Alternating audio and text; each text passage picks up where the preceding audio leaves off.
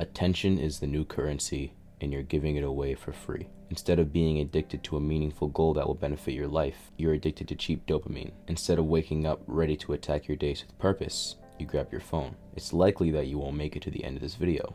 Your mind has probably already wandered off into something else by now. And you don't think that I'm talking about you, but I am. People can't read anymore because overstimulation has fried our brains and now we can't focus. Short-form scrolling content dominates the internet right now, and it makes it harder for people to sit through videos like mine. The one thing that will prevent you from living the life that you want is distraction. And if you can't regain control of your digital habits, you can't regain control of your life. The goal of every social media company, including YouTube, is to keep your attention. That is the only thing they want. Tech companies invest millions, maybe even billions, into keeping your attention as long as possible. The longer you look at a screen, the more advertisements that are strategically placed around the content that you love. And even though all of these platforms are free, it's not really free. You're paying with your attention. They shove ads in your face, and the only way to escape the ads is to pay them more money. So none of this is free. When you mindlessly give away your attention, you suffer more consequences. It takes away your time, leaving you no opportunity to do the things that are important to you, or you're constantly pulling away from those things in order to give attention to your phone. The scariest part about it is that it deliberately bombards you with negative content and views because it knows that it will attract more attention. The human brain is wired to feed off negativity, and they use that to their advantage. Under pretty much any comment section, under any social media, you'll see someone arguing. Faceless profiles will go back and forth for days over things that don't even matter. Can you imagine being so stuck in the matrix that you leave a hate comment on a post and then some other angry person comments on your comment disagreeing with you, and then you take time out of your life on Earth to argue with some random stranger on the internet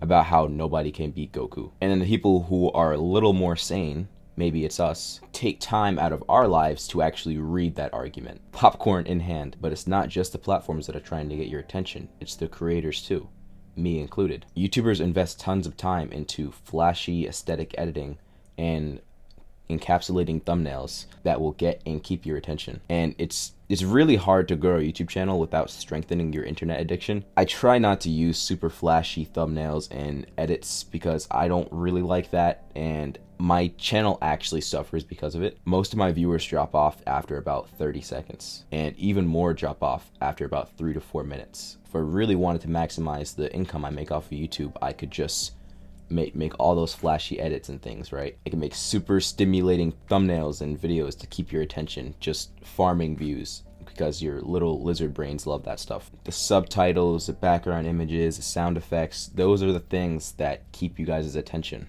If you have those things, you might actually not be paying attention to what I'm saying and actually paying attention to those things. So let's talk about cheap dopamine. And yes, we are going there again. Cheap dopamine is any easily attainable source of instant gratification. A lot of the time it comes from internet addiction. But it's not just from internet addiction. Cheap dopamine is anything that is not aligned with your ideal future. So dopamine is a neurotransmitter that is associated with pleasure, reward, and motivation. Activities that lead to the release of dopamine give us a sense of pleasure, but these feelings are only temporary and don't contribute to your well-being in the long term if it's not the right things that are giving you pleasure. That means that it can include overspending, gaming, binge watching TV, junk food, mindless consumption of social media, and porn, and many other things. When I spell those things out for you, you already know that there's a negative effect associated with them. I don't have to tell you that. You automatically thought about it. And some of these things are okay. Sometimes they do have their place. But if you do indulge in these things, you need to be aware of the outcomes associated with it. And if that outcome is preventing you from achieving your goals and you're ruining things for your future self, you need to make a conscious decision. The way that I navigate this reality is that I know what I want for myself,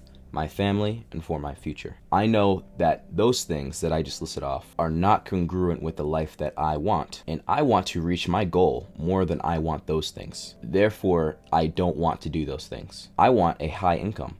Therefore, I want all of the things that are required to get there, and that includes hours upon hours of hard work, determination, and missing out on a lot of the things that other people call fun. And I don't play video games anymore. I've played a few games at my friend's house, and I've been there a handful of times this year. But I don't play video games at home on my own time. I stopped using my PS4 in December of 2022, at the same time I started the social media detox. I also don't watch TV. I used to watch a lot of anime, but it's just too time consuming for me, so I stopped doing that at the same time as well. Like at the start of the year, I was watching anime. I remember I was watching Dragon Ball. I started Dragon Ball Z, watched like 20 episodes, and I remember I was watching like one episode a day while I was eating dinner. I just felt like it wasn't really worth the time. I don't know, it just felt like a distraction. So I stopped watching TV too. And you guys probably think I'm boring now. And you may be right, I'm probably a little extreme with this stuff, but I still have fun in my other ways. I still go out with my friends sometimes, and sometimes at the end of the night, I will just sit down and just watch a couple of YouTube videos that are like unrelated to work. And I'll read comics before bed to kind of shut my mind off. Right now I'm reading Bone. Let me know if you guys have read this. I love this. I read this when I was like a little kid, and now I'm like rereading it, and it's even better. But 90% of my day, I'm trying to do something that isn't instantly gratifying, because whenever I do, then I always feel like I'm wasting my time. And I can't believe I'm explaining to you guys that I'm not a boring person. If I had to give you guys a raw, unfiltered belief that I have, my dear brothers and sisters, if you aren't making meaningful progress towards your goals, you shouldn't be indulging in cheap pleasures. So now let's talk about social media. So the reason I'm singling social media out is because this is one that people suffer from the most, and it's also the most controversial. Some people think that any social media is bad social media.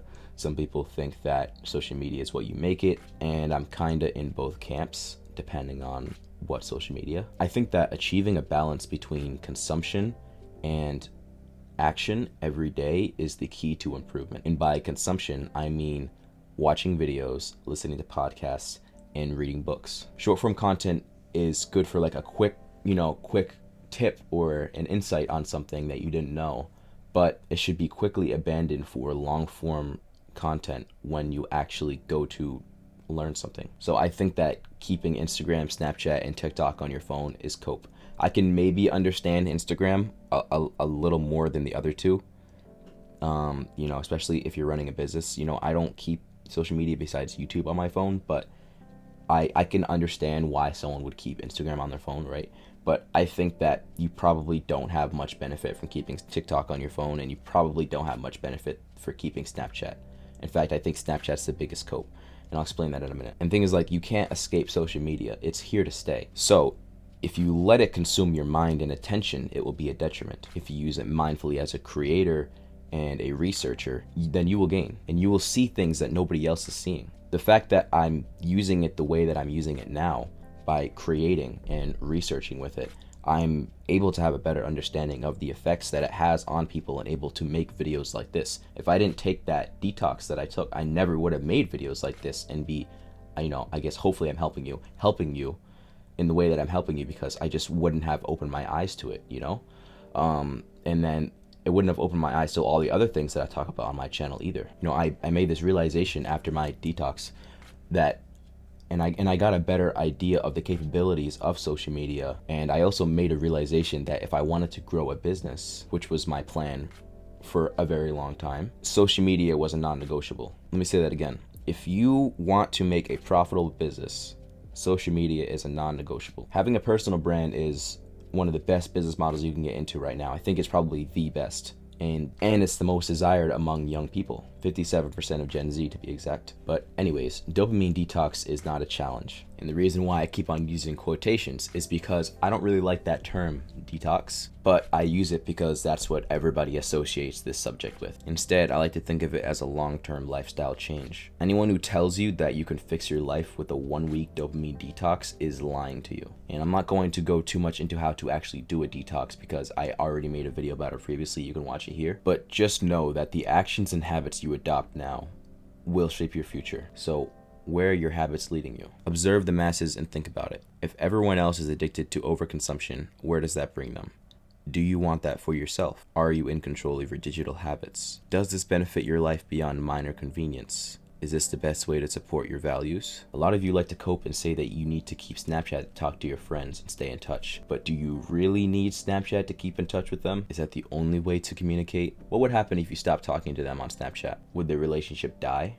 If so, is it worth worrying about? Like I said before, you don't need to remove social media from your life forever. Just be conscious of what you're spending your life on earth doing. Understand that the thing that gives you pleasure today will give you pain tomorrow. And if it doesn't give you pain tomorrow, at the very least, you won't have it anymore. And that will give you pain. That's all. So now I will actually walk you through the steps required to become a conscious consumer, since a lot of you guys asked me for help with that after the identity video. So again, you have to create your blueprint, your ideal future. And I know I keep mentioning this concept, but it really is the catalyst for change, is having this vision, this idea of what you want for your future is the most important thing that you could possibly do. You create this by understanding what you don't want and using that to find out what you do want. Not just one goal. Your blueprint encapsulates every aspect of your life. What kind of car do you want?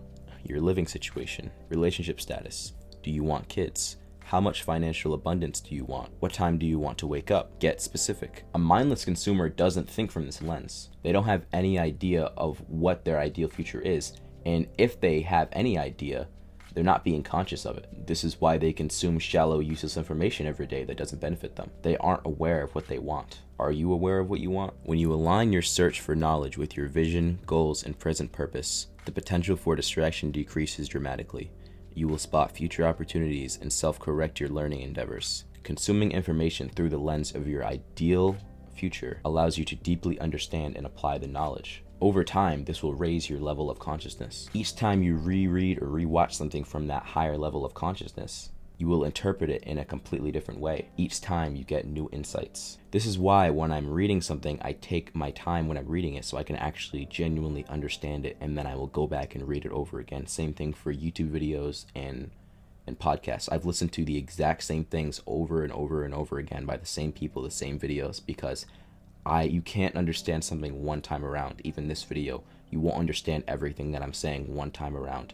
You need repetition in order to build an idea, an identity inside your head to change that paradigm. And you also need to look at things from that blueprint to mindfully consume, because you need to filter out information that is conducive to your goals. You will see things other people aren't seeing. So now that you have an idea of what you want, you can then start to research how to get it. So if your goal right now is to move into your own apartment, figure out the problem associated with that goal, probably financial, and then base all of your learning on the things that will lead to you solving that problem, how to increase your income. So essentially that problem is your present purpose that you need to work on. And that's what you should be devoting like all of your time and attention to, because that is the most present problem in your life and that is what you want. There's an Arab proverb that goes, "The nature of rain is the same, but it makes thorns grow in the marshes and flowers in the gardens." The same applies to content. You can be intentionally consuming the wrong things. You have to be able to filter out the useless information. There's infinite content out there trying to get your attention. And if you don't navigate it wisely, you will find yourself wasting hours of your time again. Only consume from people who have what you want, people who have your problems and have achieved your goals. You should limit it to only a few people who have the identity that you want to integrate. So right now, as you're watching this, you're choosing to let me inside of your head. The more you watch my content, the more that I will shape your worldview and identity. Eventually, you will become more and more like me. So if I'm adding to your life, then keep me around. But if I'm not, then remove me. It's that simple. Find someone that you relate to and you have lots of content and products that you can use, maybe even mentorship. Use that to your advantage. Put yourself in an echo chamber so you can think like they do. And if you can't trust your brain to do the right thing, trust theirs. Oh, would you look at that perfect time to promote my one-to-one coaching where I can help you with self-improvement, and also if you want to go to your YouTube channel, check that out in the description. Anyways, drown yourself in the content that will lead to your desired outcome. Understand that you need sustained long-term focus if you intend on achieving anything meaningful in life. Be intentional about your consumption, even when it's the right people. Pick when you want to consume and pick what you want to watch. So if you go onto YouTube, ask yourself, am I going on here to learn something specific, or am I going on here to scroll because I'm bored? Because there are two types of content, education and entertainment, and everything kind of falls on the spectrum between those two. You may find yourself watching educational videos for entertainment. When you actively make this choice of when you want to watch and what you want to watch, you open up the opportunity to take action on what you're learning. And you might be thinking like, hey, well, what if I don't know what I should be watching? How am I going to discover it? Well, yeah, that's fine. But it's like, maybe have like a set time during the day when you're like, you can start doing some research. If you don't know what to research, that'll be the time where you sit down and you do some research about what you should be researching, right? So, maybe just don't do it like mindlessly throughout the day. Maybe you stumbled across my video, right? Maybe it was better than you stumbling across something that didn't help you. But it's like, you don't want to get into the habit of mindlessly consuming educational content whenever inspiration strikes. When you feel like you should be taking notes on it, or it's giving you a sense of clarity, that's how you know that you're learning the right things. Another thing I want to touch on is, how do you actually fix your short attention span and stop mind wandering? A lot of people tell me that they struggle from making this switch from short form content to long form content, TikTok to YouTube videos, books, etc. And to them, I'll say this: why do you expect yourself to be good at it right away? Let me paint a picture for you. You know those TikTok and short videos where it's like the top half is the Subway Surfer gameplay, and the bottom half is like a Reddit post, or it's like even another game, and then in the middle they have the subtitles, the flashy subtitles? You've probably seen those. Can you imagine going from watching that stuff to picking up a book? Imagine how hard that is. That was me. The first book that I read outside of school was Atomic Habits, and I reread the same chapters multiple times because I would read it, but my mind was wandering off into random things. You just can't expect yourself to go from watching 4 hours of TikTok a day to 4 hours of reading, or even 1 hour of reading. You have to start small and just be patient and not get frustrated with yourself. Focus is a skill. You have to train it just like any other. So just keep trying, and eventually you'll be able to read and sit through long lectures and podcasts. Another thing is, like, when you watch a video, if you click on a video or a podcast or something, right?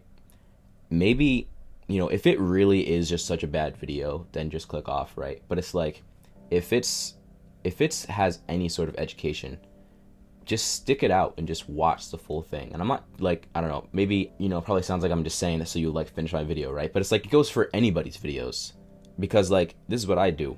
When I click on a video, I'm intent on hearing the full story, because you might not, because like, let's say you watch something and then you don't actually fully understand the concept in the first half. I see people do this all the time in my comments. They'll comment something that makes zero sense if you actually watch the full video, because I'll talk about something here and then I'll further explain it here, but they only watched this part, they didn't watch this part, and then they go and leave a comment and then they click off. So it's like that person just completely closed their mind off to what I was saying, and they don't understand the big picture, and they basically just wasted their time, right?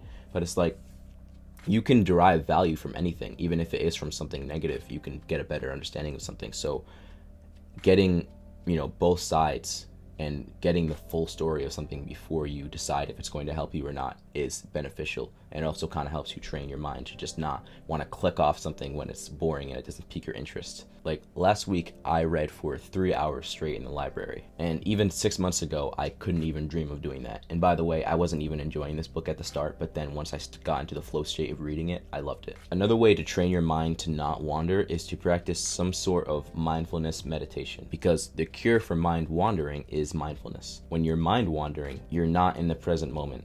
Your focus is essentially non-existent. Mindfulness is when you are in the present moment, focused. The weird thing is, the way you become mindful is to become mindful of the fact that you aren't mindful. So in other words, you become mindful by watching your own mind and waiting until you're not mindful, and then becoming mindful of the fact that you're not mindful or not present, and then actually become present again. So it's a cycle. So like recently I've gotten into meditation, and I've also been listening to the audiobook of The Power of Now, and I'm not finished with it yet, but I'm really enjoying it, and I've learned so much about being present and how it improves your focus. So here's a trick that I learned from it that will help you understand what I mean. So I want you to close your eyes and say to yourself, I wonder what my next thought will be. Then become alert and wait for that next thought to come. Almost like it's not you being mindful, but you're watching your own mind to see what it will think about. So let's try it now.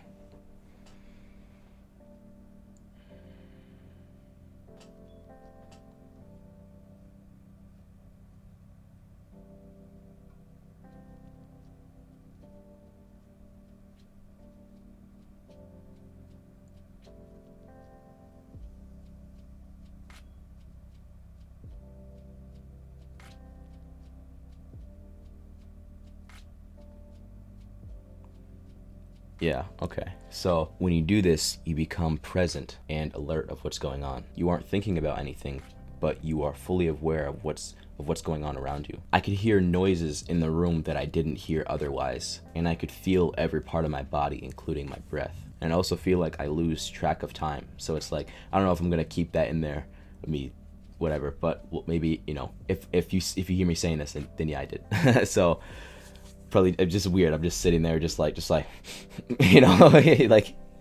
the other day I did a time lapse actually of me doing meditation, and it's just me breathing rapidly.